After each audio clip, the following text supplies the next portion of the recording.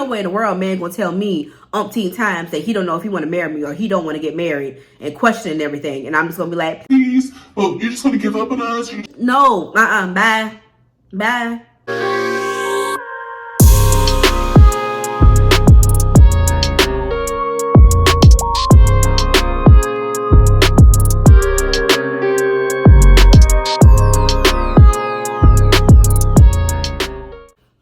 What is going on, everybody, and welcome back to Dear Ashley Grace. If you have not already, please go ahead and like this video. Also, make sure that you are subscribed to the channel and make sure you press that post notification bell so you know when I post videos next. Season 6 of Love is Blind. Let's get into it. Okay, so at this point, I think it's pretty clear that this show is fake, right? Like, this show is not what it once was. It wasn't the season 1 show that we all at one point in time fell in love with and like to watch. I think everyone has gotten to a point to where they know that this could be an opportunity for them. But I'll get more into that in a little bit.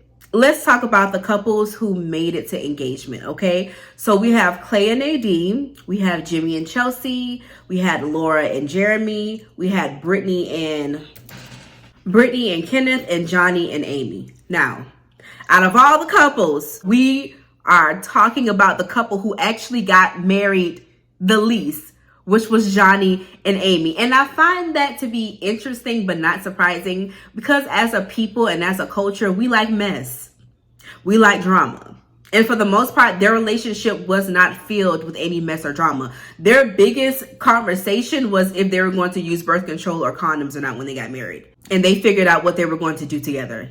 That's it. That's all. The rest of these couples were full of it. Okay. First, I want to talk about Jeremy and Laura. Jeremy and Laura were in a little bit of a love triangle in the pods with Sarah Ann.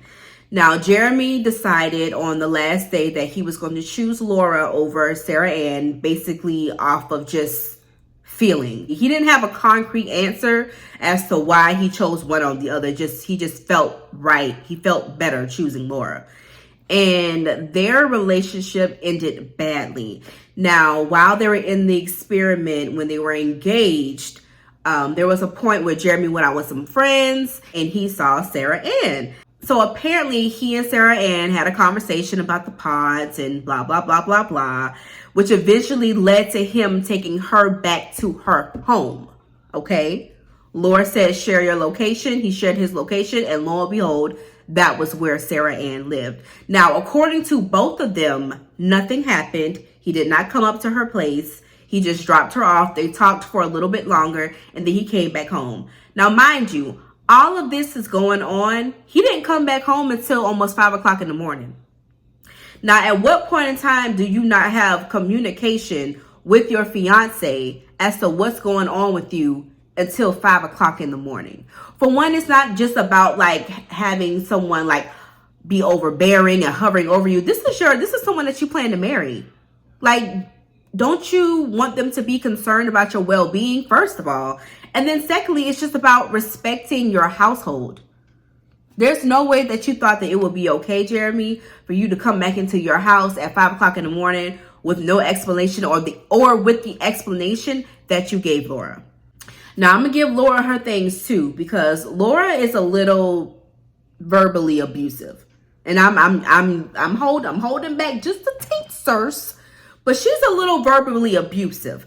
And I didn't like the way she was speaking to Jeremy. In their last conversation, she was very nasty in her words. And I believe him when he said that when she was texting him, the things that she was saying in a nasty tone, nasty words, nasty, whatever the case it want to be, it was nasty. And I believe that. She just comes off to someone, if you get her heated, she's just going to go straight for the jugular. And honestly, I'm happy that the two did not make it, because I feel like that would have been something serious towards the end. Okay, now let's get into Kenneth and Brittany. I genuinely don't know why Kenneth and Brittany didn't work, other than the fact that Kenneth was really hung up on the fact that he really had only been dating black women, and he was pro-black, and he really envisioned himself being with a black woman, but connected with Brittany. And I think Brittany identified with his reasoning, but he just couldn't get over that. And I understand, like, especially if you want to date a certain ethnicity, but I think with this experience, you would have had to know that you're going to be in dating situations where you're going to be dating people who are not your same ethnicity. So if you're coming on the show saying that love is blind and that you're open to loving people from all walks of life, all shapes, all sizes, all shades, and all of those things, then you would have had to know that this could be a possibility. So I think it probably was a waste of time for him to come on the show if he knows, listen, my end all be all is going to be black woman, and that's just going to be that.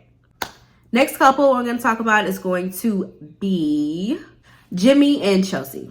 Okay, so let's all be real with ourselves and everybody else. We knew that when they met outside the pods, that Jeremy was not going to marry her. From the expression on his face to his energy and lack thereof, you can tell that she wasn't what he expected. And that is both of their faults. For one, if you're going to be doing this experiment, you shouldn't be discussing physical features, how someone looks, or how they appears, because it defeats the purpose of going on a show called Love is Blind. And so he had this picture in his head that baby girl was going to look like Megan Fox, because sis said, I kind of favor Megan Fox a little bit or whatever's.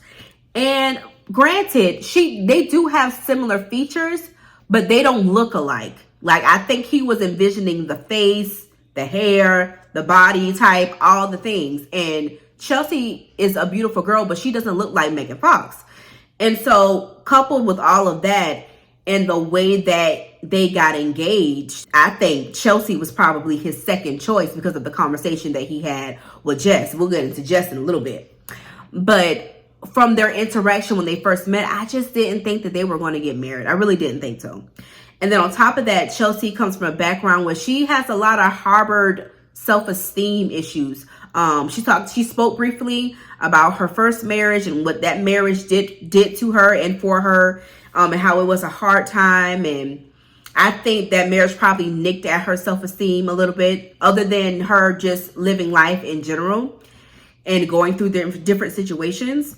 Her self-esteem was not going to get them through. Chelsea definitely needed some self-work before even entertaining marrying somebody, because you have to be whole within yourself before you can be anything for anybody else. Now, I will say, as far as their relationship is concerned, they always had back and forth. There was always a point where Chelsea needed Jimmy to reassure her all the time. And to me, from the outside looking in, that could seem annoying. To have someone be like, do you love me? Do you care about me? You didn't kiss me today. You weren't holding my hand. You didn't call me today. Chelsea could feel that Jimmy wasn't all the way in it. That's the issue. She knew that in the back of his mind, there was like a wonder about Jess and what that could have been. And then on top of that, coupled with that, he has this friend group that is primarily girls, one of which that he dated and slept with. And so now she's dealing with that insecurity. And so when they had their big blow up fight and Jimmy was like, I don't know if I can marry you, especially with how you're talking to me, you're like crossing up like boundaries of mine. He should have kept it there and left it. But Chelsea was just, I'm sorry, sis, but you was just begging for another chance. And I'll stand 10 toes down on this. When a man tells you he doesn't want you, believe him the first time. Like, some things aren't worth fighting for. Like the verbiage that he was giving you, like saying, he literally said, I don't see us getting married. Oh, okay, that's enough for me. It's not like y'all already in the marriage. Y'all just met a couple of weeks ago. Y'all have only been engaged for a couple of weeks. Like, you can head out, boo. Like, it's okay. Like, but ain't no way in the world man gonna tell me umpteen times that he don't know if he want to marry me or he don't want to get married and questioning everything. And I'm just gonna be like, please, but you're just gonna give up on us? No, bye. Because one thing about men, they know what they want. You will never have to wonder about what a man wants, because he gonna tell you every time. Okay, now let's get into Clay and AD. Okay, my good sis AD. First of all, AD, you're beautiful. You are intelligent. You have all the things going for you. But baby girl, you were dipping and dodging all of those red flags that Clay was given, okay? First and foremost, this man literally sat in the pod and said, I need to know what you look like in order for me to even garner a thought of marrying you. That was red flag number one. And I keep saying it and I'm going to say it again. Why are y'all coming on this show asking people what they look like if the concept is supposed to find love sight unseen? I'm not getting it. I'm not understanding it. Then this man talks about he doesn't know if he's going to cheat, or he doesn't know if he's going to be able to be faithful in a relationship.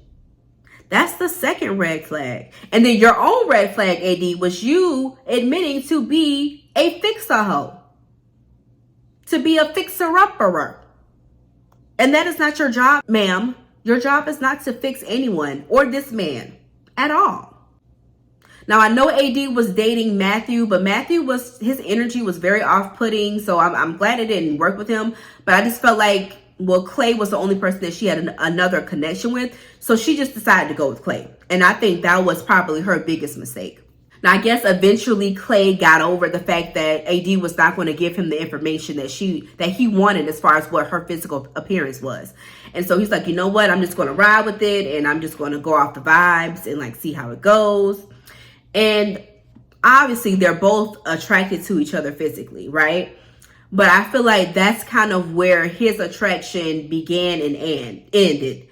I think that he was attracted to AD, but AD still wasn't the aesthetic that he would usually go for.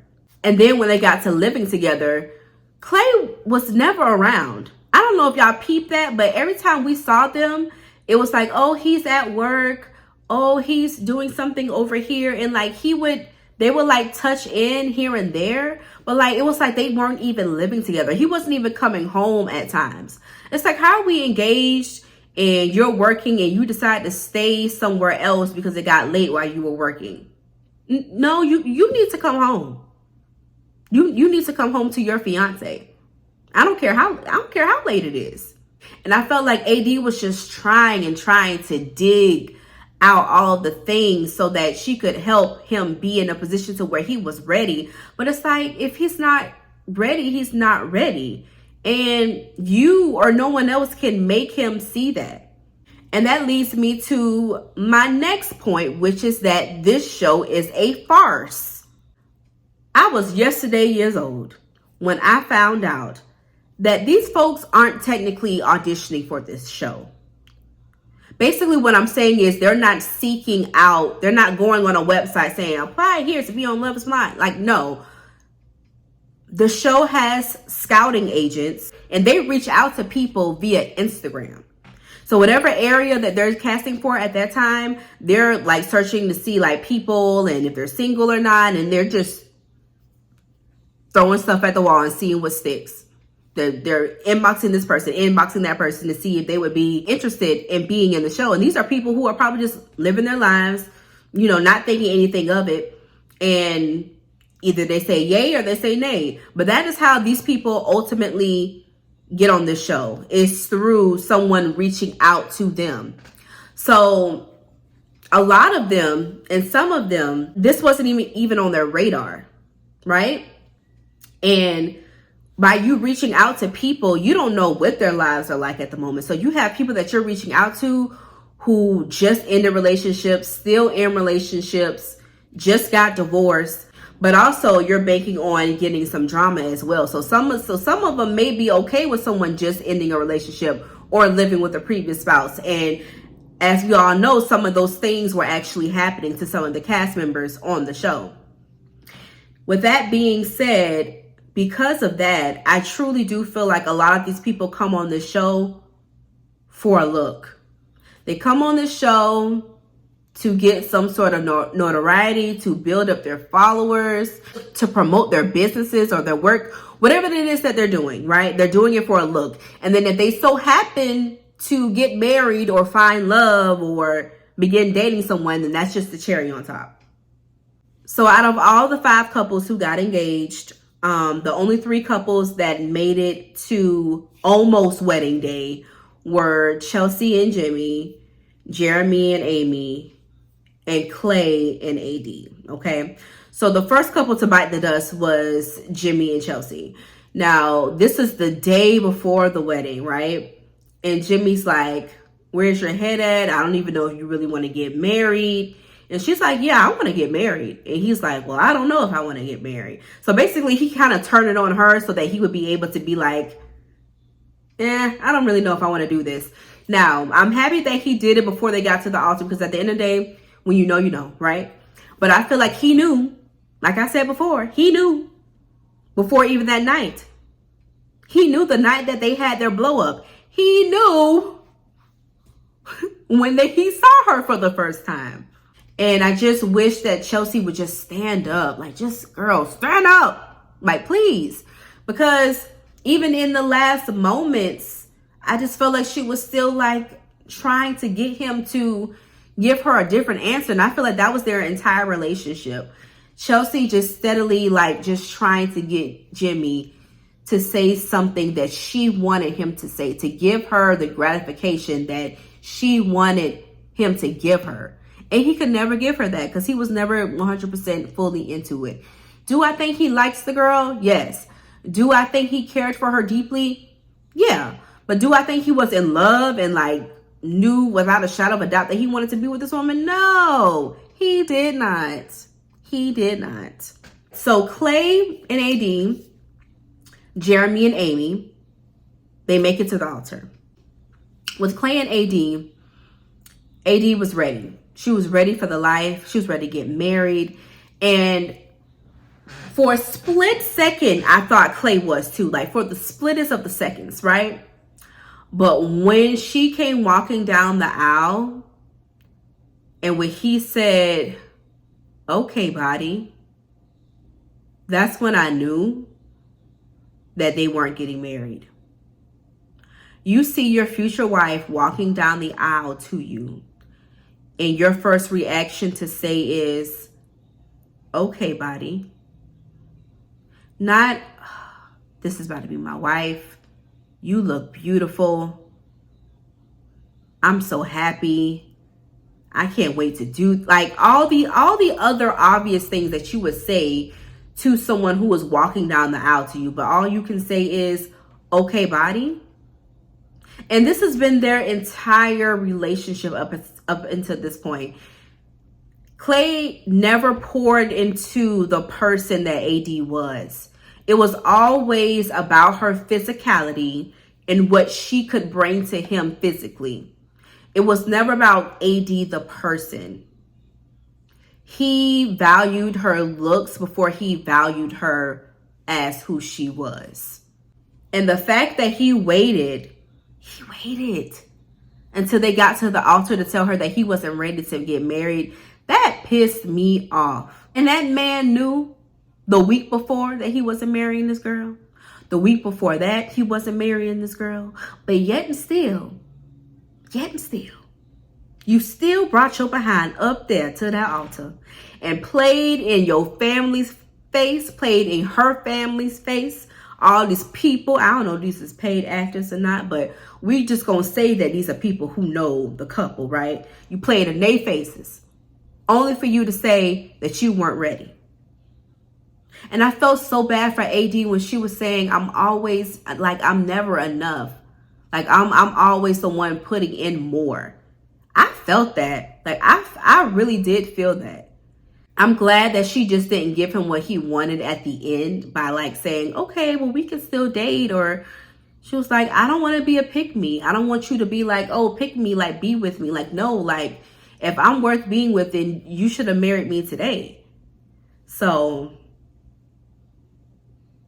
and the best thing that ever came out of this entire show was Clay's mother. When I tell you, that is a woman who is wise and has experienced life for what it is, who has learned from it and learned how to apply herself to situations that had negative impacts on her. so that she can have a positive outlook on life.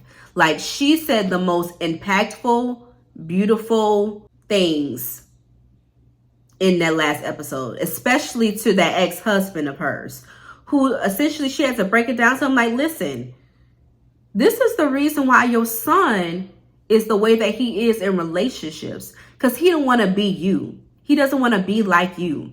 We were married for 25 years and you did not treat me good. You were taking our son on cheating trips. And she found that out on the show.